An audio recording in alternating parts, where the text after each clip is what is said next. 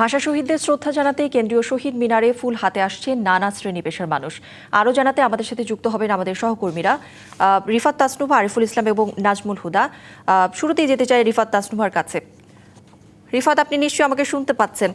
ভাষা শহীদদের প্রতি শ্রদ্ধা জানাতে তো কেন্দ্রীয় শহীদ মিনারে মানুষের ঢল, কোনো বিশিষ্ট ব্যক্তিত্ব এখনও আসছেন কিনা সার্বিক চিত্র একটু তুলে ধরবেন আমাদের সামনে।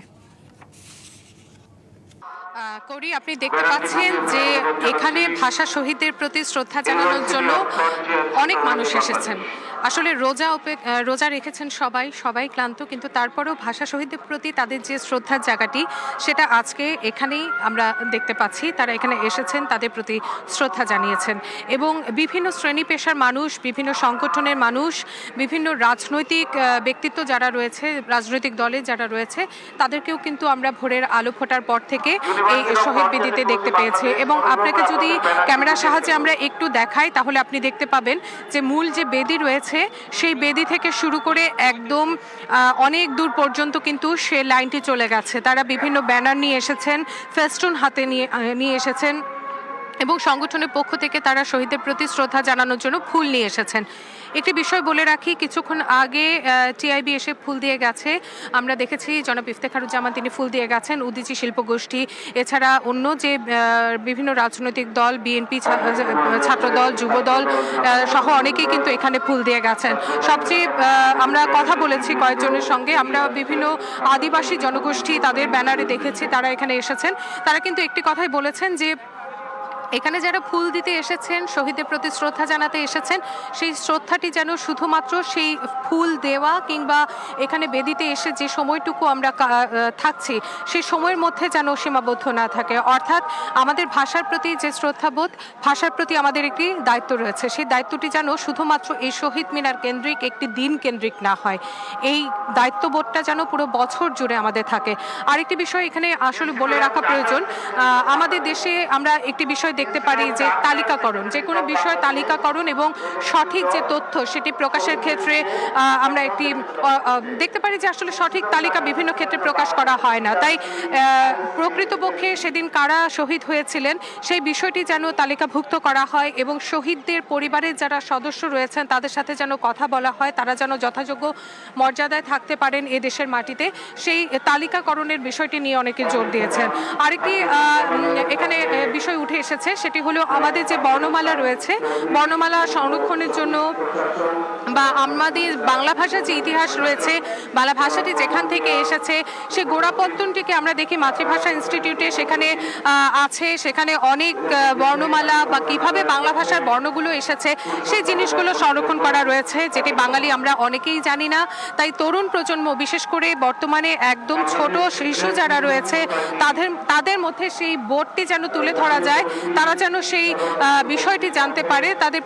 তাদের শিক্ষা ব্যবস্থা, বিশেষ করে আমাদের যে শিক্ষা ব্যবস্থা রয়েছে সেই শিক্ষা ব্যবস্থা, আমাদের সংস্কৃতির মধ্যে যেন সেই চর্চাটি থাকে, সেই বিষয়টির প্রতিও কিন্তু সবাই জোর দিয়েছেন। আমরা দেখতে পাচ্ছি ঢাকা বিশ্ববিদ্যালয় থেকে শুরু করে বিভিন্ন বিশ্ববিদ্যালয়ের ছাত্রছাত্রীরা রয়েছেন, নতুন প্রজন্ম রয়েছেন, তরুণরা রয়েছেন, তারা কিন্তু এখানে এসেছেন শহীদদের ফুল দিতে, শ্রদ্ধা জানাতে। তো এই কিন্তু ছিল এখান থেকে আমার কাছে থাকা সবশেষ খবরাখবর। কৌরি, তাসনুভা, ধন্যবাদ আপনাকে।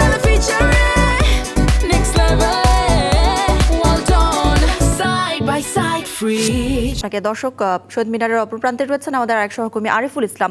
আরিফ, আপনার কাছে একটু জানতে চাই যে সকাল থেকে তো বিভিন্ন রাজনৈতিক নেতারা শহীদ মিনারে শ্রদ্ধা নিবেদন করেছেন, শহীদদের ত্যাগকে কিভাবে দেখছেন তারা এবং সারাদিন আর কি কি কর্মসূচি রয়েছে সব মিলিয়ে জানাবেন। করি, যে বিষয়টা আসলে আপনি যে বিষয়টা আসলে জিজ্ঞেস করেছেন যে রাজনৈতিক দলের নেতাকর্মীরা কি ভাবছেন, কি বলছেন। হ্যাঁ, সকাল থেকে কিন্তু বিএনপি সহ অন্যান্য রাজনৈতিক দলের সংগঠনের পক্ষ থেকে, শুধু রাজনৈতিক দল নয়, বিভিন্ন সংগঠনের পক্ষ থেকে কিন্তু আসছেন এই ভাষা শহীদদের যে শ্রদ্ধা, সেই শ্রদ্ধা জ্ঞাপন করতে, ফুল দিয়ে শ্রদ্ধা নিবেদন করতে কিন্তু তারা এসেছেন এবং এসে তারা বলছেন যে আগামীতে যাতে এই বাংলা ভাষার যে চর্চা সেটা সঠিকভাবে ব্যবহার করতে হবে, এমনকি ৭১, ৫২, ২৪ যাই যে বলুক না কেন প্রত্যেকেই কাঁধে কাঁধ মিলিয়ে এই এই যে চেতনা, সেই স্বাধীনতা বলেন, ভাষা আন্দোলনের চেতনা বলেন, সব কিছুই চেতনা ধারণ করে দেশকে এগিয়ে নিয়ে যেতে হবে প্রত্যেকে কাঁধে কাঁধ মিলিয়ে, সবাইকে একত্রিত করে। সেই বক্তব্যটাই কিন্তু উঠে এসেছে আর তারা কিন্তু বলে যাচ্ছেন। এর পাশাপাশি আমি যদি বলি যে শুধুমাত্র যে রাজনৈতিক দলের নেতৃবৃন্দ তারা কিন্তু নয়, আমরা দেখেছি ছোট ছোট বাচ্চা যারা নাকি আসলে বাবা মার হাত ধরে তারা এই শহীদ বেদিতে এসেছেন, সেখানে আমরা একটু দেখানোর চেষ্টা করব যে তারা যে আসছেন বা বিভিন্ন জায়গায় যে এই ভাষার চর্চা বা আন্দোলনের বিষয়ে এই সত্যিকার ইতিহাস তুলে ধরার যে বিষয়টা, সেটা কিন্তু আসলে যদি জানতে পারেন বা এখানে এসে সেই শিক্ষাটা অর্জন করছেন ছোট ছোট বাচ্চারাও, তারা সত্যিকারের ইতিহাস তুলে ধরছেন, বাবা মার কাছ থেকে শিখছেন, শিক্ষকদের কাছ থেকে শিখছেন, সেই শিক্ষা প্রতিষ্ঠান থেকে শিখছেন। সেই শিক্ষাটা কাজে লাগাতে চান তারা, সেই শিক্ষাটা কাজে লাগিয়ে দেশকে নতুন প্রজন্ম কিভাবে গড়ে তুলবেন সেই বিষয়গুলো কিন্তু আসলে তুলে ধরছেন তাদের সন্তানদেরকে, নতুন প্রজন্মকে। রাজনৈতিক দলের নেতৃবৃন্দরা তারাও কিন্তু বলছেন যে এই ভাষা আন্দোলনের মহত্ব, ভাষা আন্দোলনটাকে যে আন্তর্জাতিক মাতৃভাষায় স্বীকৃতি দেওয়া হয়েছে, সেটা চর্চা শুধুমাত্র কয়েকটি দেশের মধ্যেই সীমাবদ্ধ থাকা যাবে না, সেটা পৃথিবীর প্রত্যেকটা জায়গাতেই এই মাতৃভাষা ব্যবহারে চর্চা করতে হবে, সেই প্রত্যাশা কিন্তু রাখছেন প্রত্যেকে। তো এই ছিল এখান থেকে কৌরি সব শেষ করে। আরিফ, ধন্যবাদ আপনাকে। দর্শক, নাজমুল হুদার সাথে আমরা একটু যুক্ত হতে চাই। নাজমুল, শহীদ মিনারে তো মানুষের ঢল, আমাদের অন্যান্য সহকর্মীরা আমাদের যেমনটা জানাচ্ছিলেন, আপনার কাছে একটু নিরাপত্তা ব্যবস্থা নিয়ে জানতে চাই। কৌরি, নিরাপত্তা ব্যবস্থা জোরদার করা হয়েছে। তো শহীদ মিনারে মানুষের যে ঢল, সেই ঢলকে ঘিরেই চারপাশের যেসব এরিয়া রয়েছে সেই এরিয়াগুলোতে পর্যাপ্ত নিরাপত্তা ব্যবস্থা রয়েছে। আমরা দেখেছি যে আইন শৃঙ্খলা রক্ষাকারী বাহিনীর সদস্যরা তো রয়েছে এবং পুরো এলাকা যে সিসিটিভি ফুটেজ, সেই সিসিটিভি ফুটেজ দিয়ে কিন্তু পুরো এলাকা পর্যবেক্ষণে রাখা হয়েছে। এছাড়া গতকালকে থেকে আমরা দেখেছিলাম যে পুলিশের যেই তৎপর, অর্থাৎ এই শহীদ মিনার এবং আশেপাশের যে এলাকা, সেই এলাকায় যে তৎপর রাখা প্রয়োজন সেই তৎপর কিন্তু রেখেছে। পাশাপাশি সোয়াটের ইউনিট কাজ করছে, ডগ স্কোয়াড এখানে কাজ করেছে এবং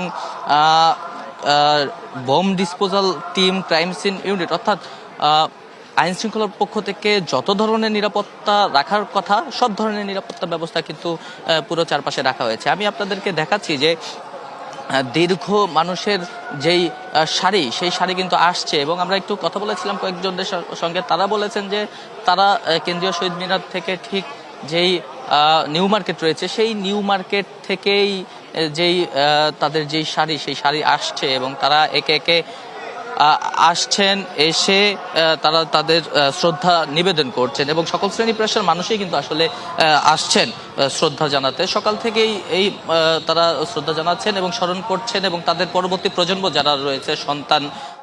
জি নাজমুল, ধন্যবাদ আপনাকে।